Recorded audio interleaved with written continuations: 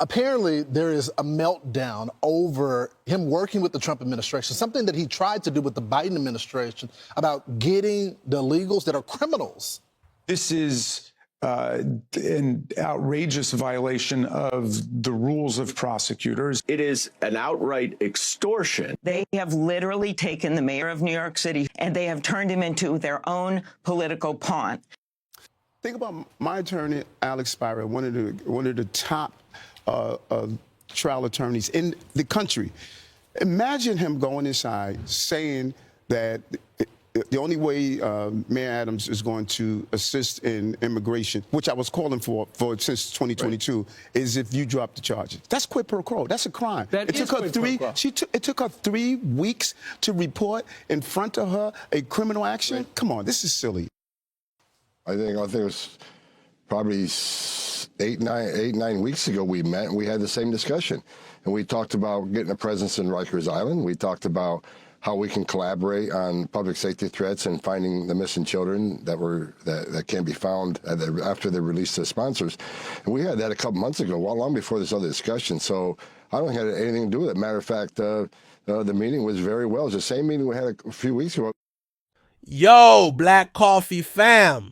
Today, we're talking about the blatant hypocrisy surrounding the recent controversies involving Mayor Eric Adams, the border crisis, and how the narrative is being spun to attack anyone who dares to challenge the status quo.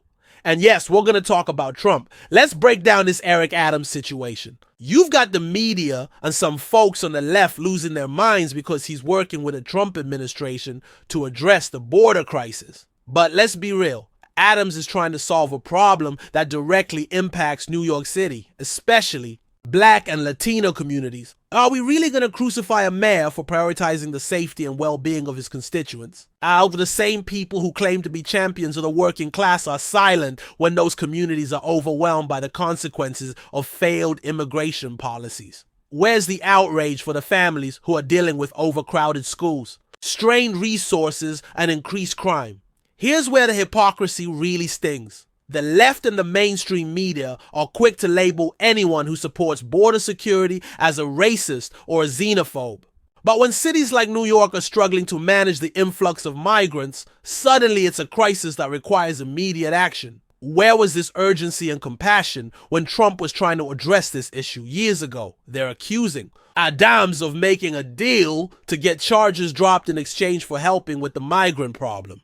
They are spinning this narrative as some kind of political corruption, but conveniently ignore that the federal government has plenary power over immigration. This is literally their job. So, when Adams is willing to cooperate on an issue that is within the federal government, he is portrayed as a political pawn. The American people want criminals out of the country right now.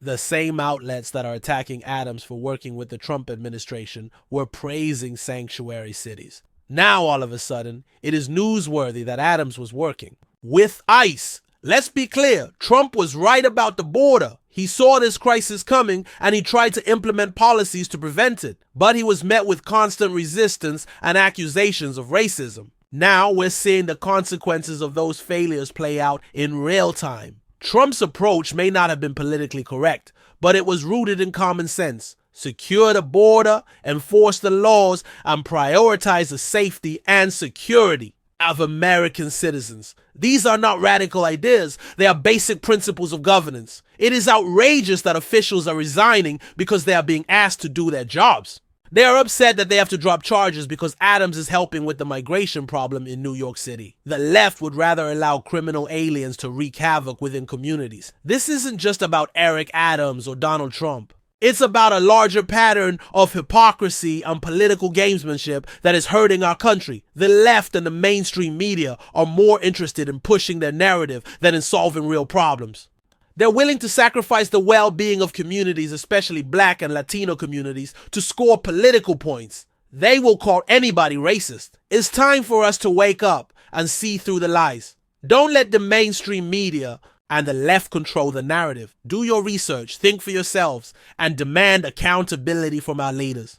I support leaders like Trump and Adams who are willing to challenge the status quo and put the interests of the American people first. Let's fight back against the hypocrisy and demand common sense solutions to the problems facing our communities. Don't forget to like, comment, and subscribe. Let me know what you think in the comments below. Until next time, stay woke. Black Coffee Fam.